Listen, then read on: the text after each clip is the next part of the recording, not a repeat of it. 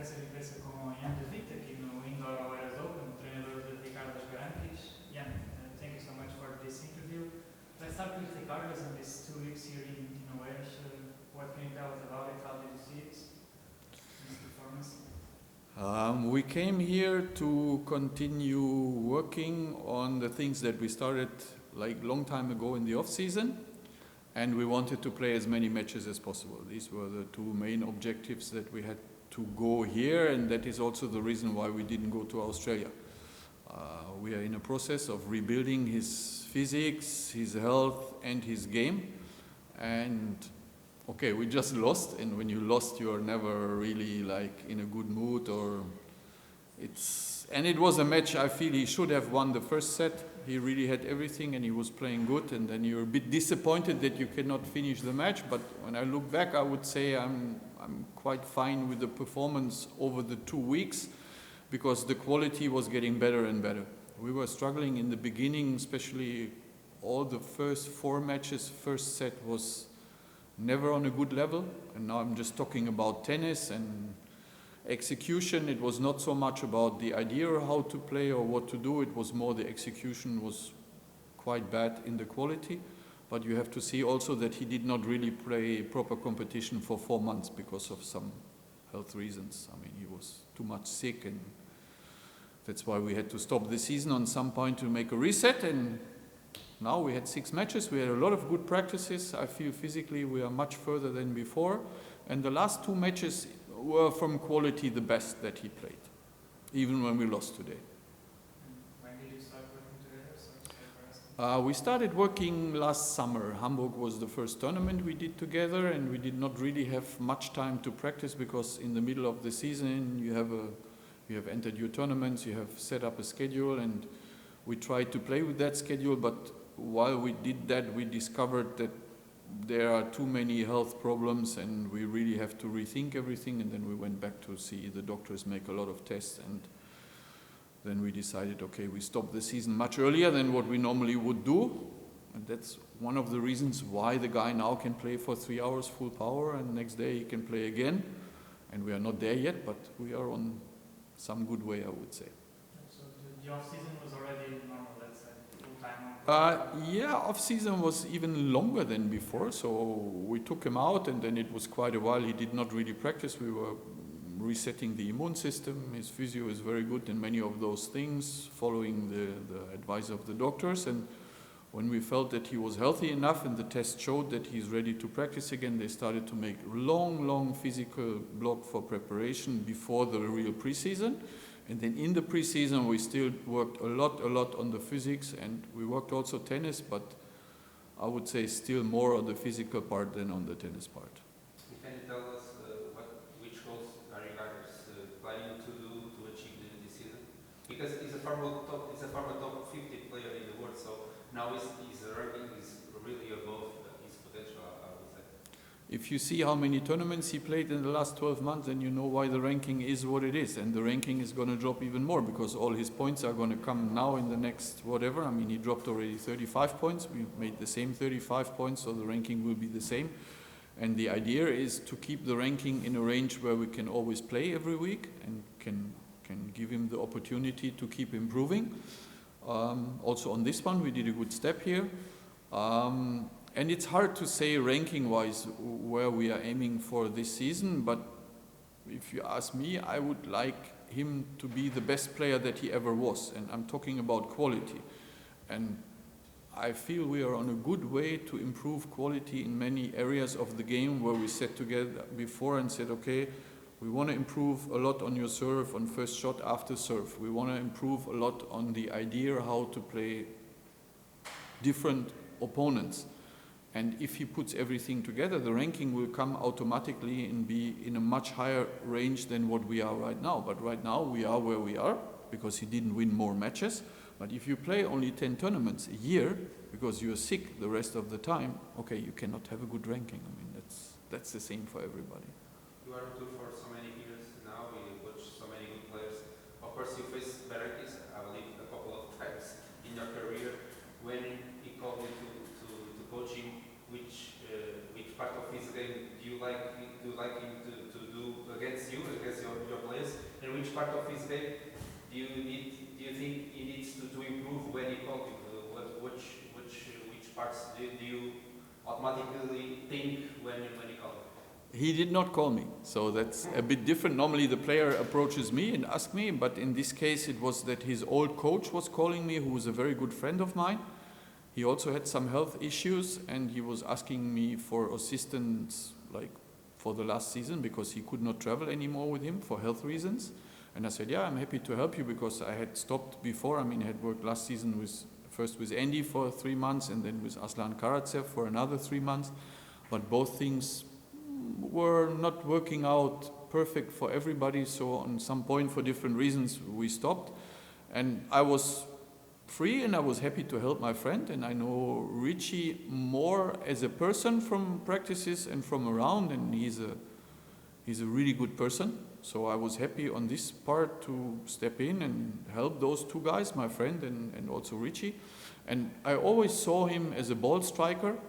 He's a guy who has good shots. His forehand and backhand are excellent, his return is excellent, he's a very explosive type, so he has some big strengths. But when I was coaching against him, and I was quite successful to coach against him, I always found some weaknesses also in his game, and I don't want to tell you too much about his weaknesses here, but we are working like very precise on the weaknesses, but everything is grounded on being healthy. If you are not healthy and you cannot do the work day by day, week by week, whatever we try to do, if I'm the best coach in the world or not, it will not help it. So for the first block, most important was Egidius, his physio, and the guy is very smart in everything concerning the health, not only the physio part, but also nutrition and sleeping and general setup for the days. And he's doing a lot with me together, the planning for the blocks. When we talk about pro sports on the highest level, I think we have to take like science on board, because science can give us a lot of information, and tennis is not really good in doing that. And we just try to do it the way that we think is the right thing for this guy, and we are measuring and testing a lot of things, so we have a lot of information, and we know very precise where in the process the athlete right now is. And this, again, is the most important, to keep him healthy and to keep him improving physically. And then my job will be also to make some of the things that he's not doing great so far on a tennis court better, and to create an overall package that he can play on a higher level than what he ever did before. And the guy is 32, yes, I know, but he's by far not on his limits. And we will find out if we can do it or not. But I have a very clear plan of where to go and how to go. And this guy is all in. He's doing everything what I'm asking him to do, the same in the physical part. So let's see where we're going to be. Yeah, speaking about that, we were talking about it during the match. You are basically hired to tell a player bad things about him, Yeah. things he needs to improve. Yeah. We read an article on the ATP2 website where you say you're not afraid to get fired.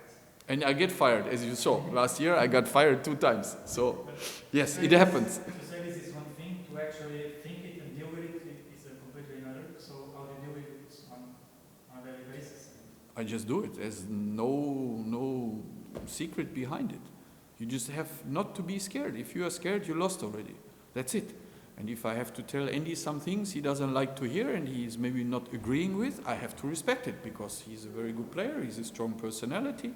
But I have to stand with what I think is my standards, and I have to be clear on the advice that I'm going to give to the player. And in the end, we have to be realistically, I'm not winning any matches. The player is winning the matches. As a coach, you can lose matches. When you do things wrong, when you mess up the mind of the player, you can lose matches, but you can never win. The player is the one who wins. The player is the one who has to deal with all the pressure. And part of the pressure is, for me, to have a coach who's always honest with him. And if I see something what I don't like, and I think the player can do it better, and I have an idea how to do it better, it's my job to tell him. Like in the match, I have to tell him when, let's say, his idea of the return, he fucked it up twice today on this one, was going for too much. And I have to tell him, hey, simple, we have a plan, you have a zone where you have to return to, don't try to do something stupid, you have it. Stick to the plan. And he looks at me and he's aware of, okay, I'm right, I can show him after on the video. If he's not agreeing, can have a discussion. But he needs to trust me this much that when they are hearing something what they don't like to hear in the moment, and we all have this in life, you still have to trust the information, say, okay, my coach is not saying this to make me angry or to piss me off or whatever. He's saying this because he wants me to have the best possible chance to win the next point, and this match, and the next match, and the tournament, and whatever comes after. That's my job. And if I'm scared to get fired by saying something that the player maybe doesn't like to hear, I lost already. Because then I will be never as valuable as I could. That is what I meant when I tried to explain this situation. And again, I got fired before. It's part of the process. You try to be as good as you can, and the idea is always to work long-term with players. And if you look at my coaching history, there's a lot of guys I worked 4 or 5 or 6 years with, and I feel you need also to have enough time to have this input, especially when we talk about developing the tennis part. But I had also other players before. Gilles Simon would be an example, who just retired, where some things I could not do for physical reasons till we had fixed all the issues. And it took much longer than what it looks like it will take with Richie right now. But I have to respect this when the doctors and the physios tell me you cannot change his serve, or we cannot do a certain kind of physical work, because they're the expert. And if science and the experts say don't do it, then I have to say I would love to do it, but I cannot now. But then I have to get back to them and say, okay, what is the road that we can do it in 3 months? Or with Simon, we didn't know what the time frame would be, and it ended up being 18 months. I had to wait. We did other things in the time. You have to use the time, but that's also part of the job. And then when it's there, then I feel it's my responsibility to make the player do what I really believe is the best to do. And if they believe me, there's a good chance we can have a good long collaboration for many seasons and be very successful. And if it doesn't work out, then I have to respect that the player at some point maybe has a different idea, and he always has his reasons. He's not splitting with the coach for just being stupid. No, never. If they say, Jan, I'm sorry, but we cannot work anymore, they will have their reasons, and I will always respect those. But that this happens will not change my attitude towards the player or what I have to say. And what do you think about the new coaching rule?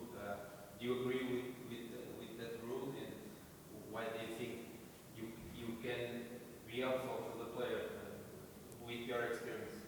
I think the coach can always be helpful to the player if you have a good working relation and you know your stuff.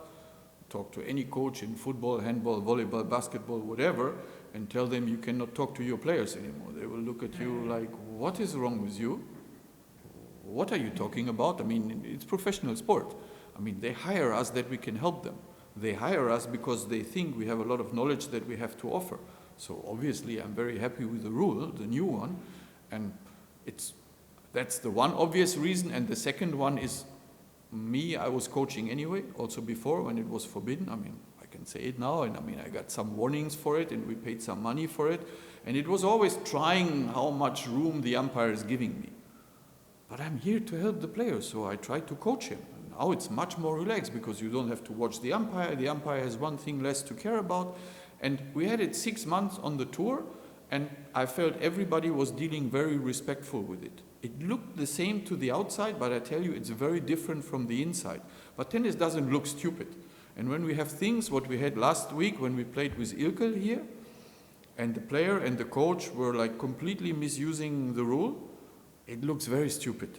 Seriously, it's very stupid. If the coach sits like 30 meters away and talks 90 seconds on change over to his player, like, wah, wah, wah, wah, wah, wah, wah.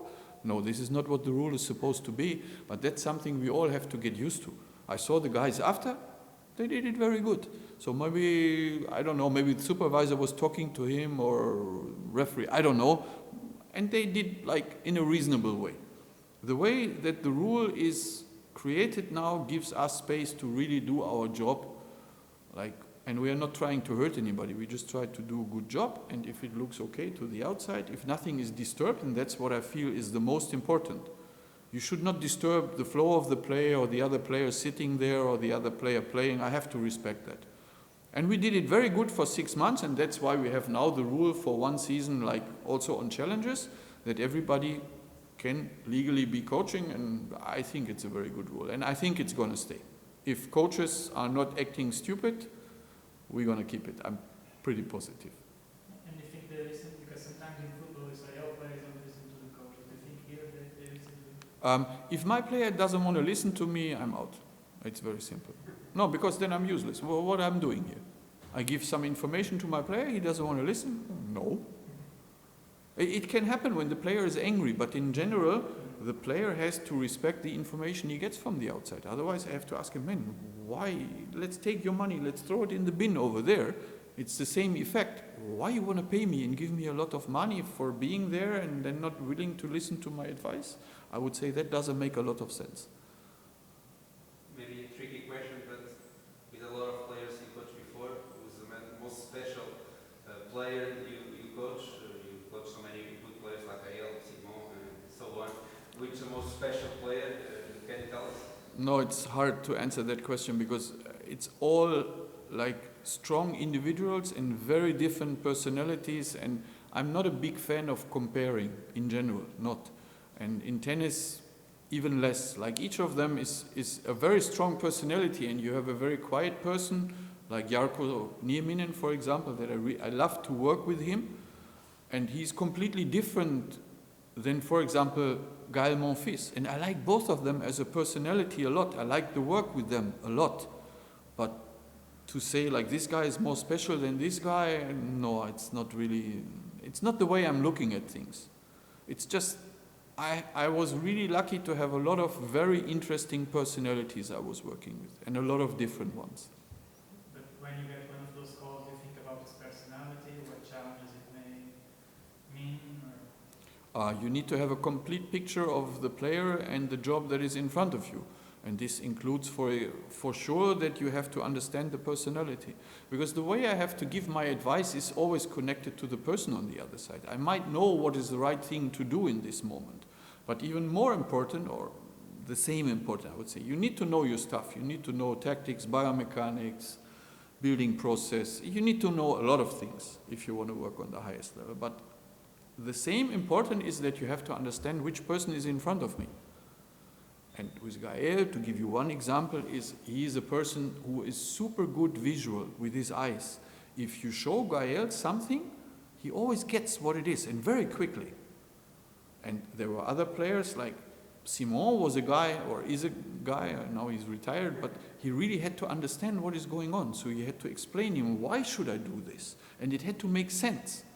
So it's just different personalities. So maybe I had to say the same thing to both of the players, but I have to say it in a way that this person gets my message. So answer to the question, yes, this is part of my process when I'm thinking, okay, what will the job be and how can I deliver my product? And with Richie, I knew that he's a good person, like personality-wise, but I did not know in the start how to transfer my message. This I was learning in the first few weeks, and it was a bit different than when I started with other players, because we were set to do just half a season. And then we wanted to reevaluate how the health of his coaches and how everything continues and if we like it. So we both started quite relaxed, and after 8-9 weeks we knew already we had to stop the season. And we have to think, okay, what will happen in the future? And Dirk's health is not that good, so it was also clear that he would not travel again and he would not be the one who's like with him all the time. And after finding out how Richie is ticking as a person, as a tennis player, I said, yeah, I'm in for this project and I'm happy. Seriously, I'm going every day to work, and doesn't matter if it's here or Australia or if it's in Halle or in Lithuania. I go happy every day to work because the guy is really doing what is required to become the best tennis player that he ever was. And as long as we have this, I'm a happy person. And then it doesn't matter if his ranking is 170 or 200 or maybe one day 20, we will see. I don't see any limitations in this guy. So I can ask the question in a different way. With which player do you think you did a better job so far? I did a good job with a lot of guys. I also don't want to compare this. I mean, if you see Viktor Troicki coming to us with 19 years young, being ready to go to college, to finish his career, and then to make him a player who was 6 or 7 years in top 20, he won Davis Cup deciding match, he won a lot of titles on the tour. A player with a don't be angry on me, Victor, but with a limited kind of talent. He was not the most talented player in the world. He knows it, so I can say it. I would say big respect to Victor for the career that he did. But with the other guys, many of them, I'm also very happy with the result, and I don't like to compare and say with this guy I did better job than with this guy. Overall, I'm happy with my coaching career so far. I really had some impact on some of those guys, and we did a good job. And it's not so important if it's 2% better with this guy than with this guy. It's not my category that I like to see things. Did you ever thought, oh, I would have liked to coach this player?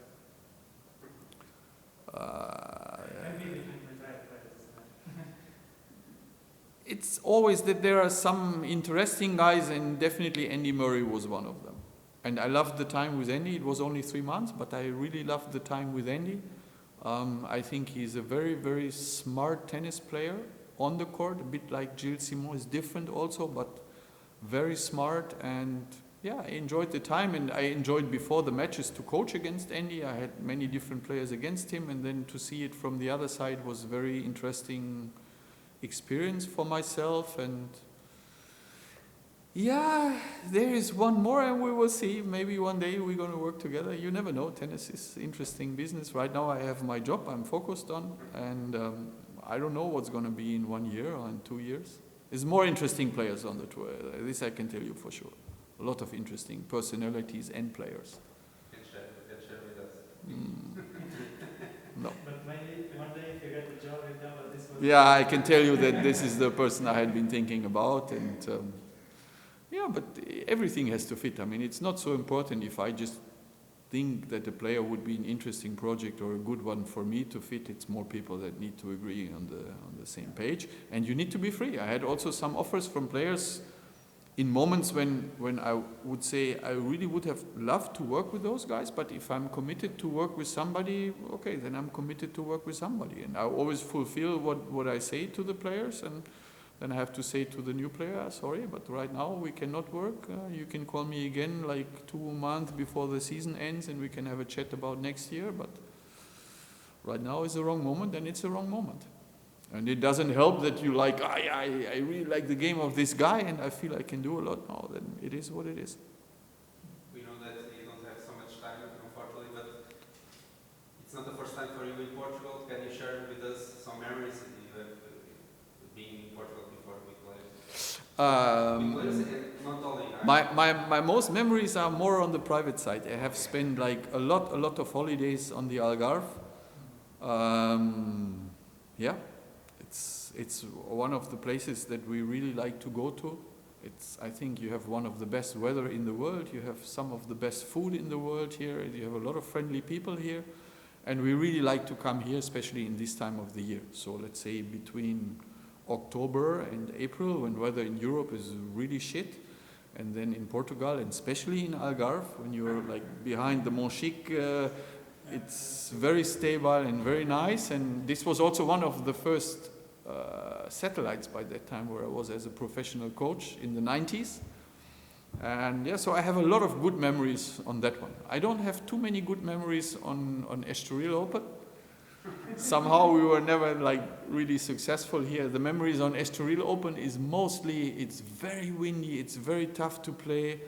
And we were struggling many times with the players from the south of Europe, more used to these kind of conditions. And so I always like to be here, even if it's for that tournament, but the more good memories are on the private side. And yeah, and we had great 2 weeks here. I mean, we enjoyed the time. We talked with a lot of players, and we asked them about their goals, their dreams. What about you? Which goals do you have to fulfill? I have no goals to fulfill. I reached a lot of things, but I have the dream to win a Grand Slam title in singles. That's the one thing that I never did so far in my coaching career. And as long as it will be coaching on the Pro Tour, this will always be like a dream that I have. And I had been working with 2 guys that have a Slam title, but they didn't win it with me. So, yeah, I'm still young. maybe not age-wise, but I feel in my head I'm still young and I'm still enjoying what we are doing here, and I still have this dream to do that, because I won a lot of other titles, and I was very successful with many players. So I'm thankful for my career, but it's good to keep dreams, and this is definitely the one that I have for tennis. Thank you so much. Welcome, guys.